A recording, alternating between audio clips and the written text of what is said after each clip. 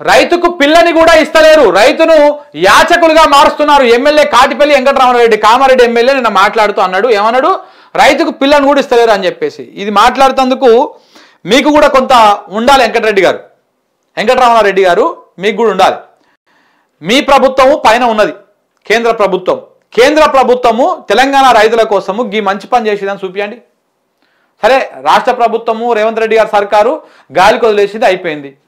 మీరు కేంద్రంలో ప్రభుత్వంలో ఉన్నటువంటి పార్టీ నుంచే మీరు ప్రాతినిధ్యం వహిస్తూ ఉన్నారు, బీజేపీ నుంచి.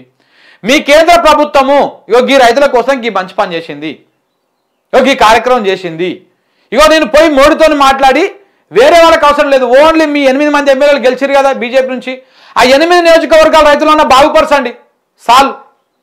ప్రత్యేక నిధులు తెచ్చుకుంటారా, మీరు ఇంకేమైనా తెచ్చుకుంటారా, ఎటుకలు తెచ్చుకుంటారా, తెచ్చుకొని ఆ 8 నియోజకవర్గాల కన్నా మీరు డెవలప్ చేసుకోండి. పోనీ ఆ ప్రజలన్నా ఆ రైతులన్నా నిమ్మలంగా ఉంటారు కదా, వాళ్ళ కళ్ళల్లో సంతోషం చూస్తాం కదా. పోన్లే ఓ 8 నియోజకవర్గాలంటే బాగానే కొన్ని లక్షల మంది రైతులు నిమ్మలంగా ఉన్నారు అని చెప్పేసి అనుకుంటాం కదా. ఆ పనున చేయండి, మరి అది చేయరు. ఆడ మీరు అదే సొక్కం పూసలు, ఈడ రేవంత్ రెడ్డి గారు డబల్ సొక్కం పూస.